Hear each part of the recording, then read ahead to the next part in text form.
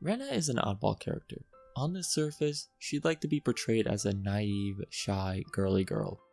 Her main focus is set on collecting and taking home cute things. These quirks and traits, however, are just the tip of the iceberg for Rena. Underneath her pleasant demeanor lies what all residents of Hinamizawa carry inside of them. Like a light switch currently in the off position, any bit of stress or anxiety can flares, causing her to be a cold, callous machine. One who hates life and who has an eerily accurate judgment about people just from the look of them.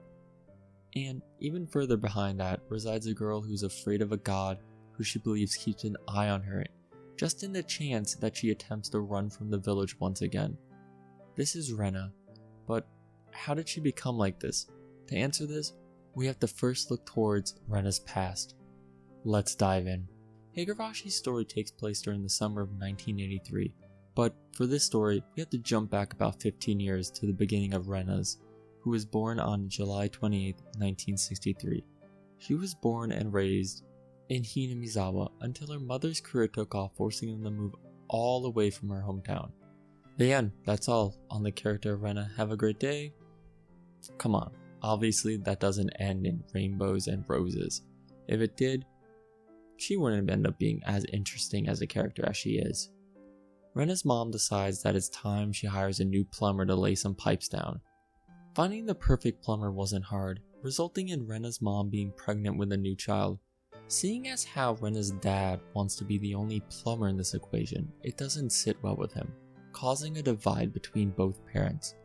When her mother actually informs Rena that she's pregnant, it doesn't really sit well with her, pushing her to side more with her father. Rena, who before all of this was actually known as Rena, renounces that name. She takes the I out of her name, and in her words, it's to remove the icky things. Only Oyashiro-sama knows what that means, cause I sure as hell don't. Before we continue forward, I have to deviate a bit so we could get a more clear story as to who Rena is. This is a massive spoiler for Higurashi. So if for whatever reason the first warning didn't scare you off, and you haven't watched the show already for whatever reason, please click off now if you plan to. We will be talking about Hinamizawa syndrome, a fictional brain disease that inhibits everyone who visits or lives in Hinamizawa. The parasite only activates when the affected leaves Hinamizawa or they undergo a massive amount of physiological or psychological stress. Hinamizawa syndrome is categorized into 5 levels. The first 2 levels are sleeper levels. Almost all residents of Hinamizawa are at this level. There are no signs associated with these levels. Only until stress is applied does it jump levels. Level 3 involves mental and emotional instability. This is the stage Rena was sent after a conversation with her mother. Level 4 includes paranoia and hallucinations. Finally, level 5, the strongest level. This is the level where people claim to hear Oyashiro-sama's footsteps. Like a fun goodie bag, this level includes clawing at your own throat. Generally, anyone who reaches this level ends their own life. Rena is sitting currently at a level 3. Further bullying at school causes her to snap, so to speak. Really though, she's just a ticking time bomb. This just accelerates the effect, so to speak.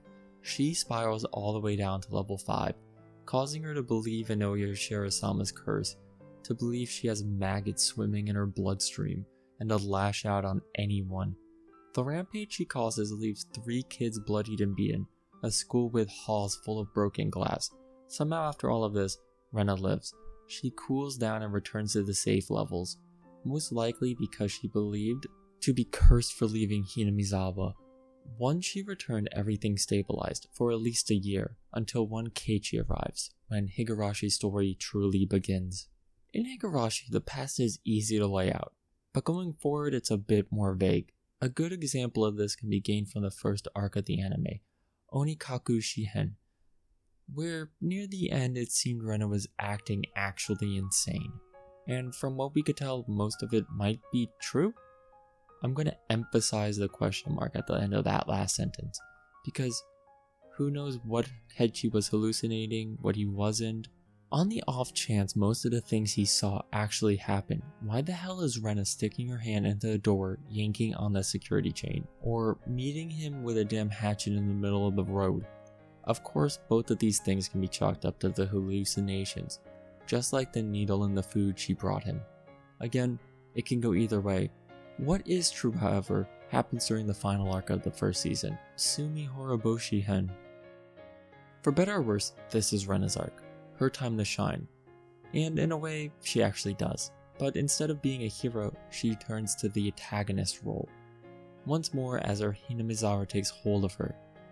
When she finds out that a woman is sneakily stealing her father's fortune, in response, she kills the seducer and her pimp. From here, we can truly see how scary Rena can be. One who is calculated, focused, intense, and confident. So much different from what we've seen from Shion or Keiichi when they went mad. This could be caused to a previous experience, but that's purely my speculation. Eventually, she is able to regain her sanity with the help of her friends. This is the final time we see Rena suffer any consequences from Hinamizawa syndrome. Due to the nature of the show, however, she actually never suffers from any of the syndromes to begin with, except for when she was younger, even though the season ended on a happy note. Not being able to solve the mystery that plagues Hinamizawa causes Rika to return to the summer once again. Thus, another cycle of Rena begins. Just like the quote at the beginning of the video, this leaves Rena so much stronger than before, where she only has her confident, honest, and cute side, rather than the demons infesting her mind. Hopefully, this video helped you understand Rena Ryugu a bit more.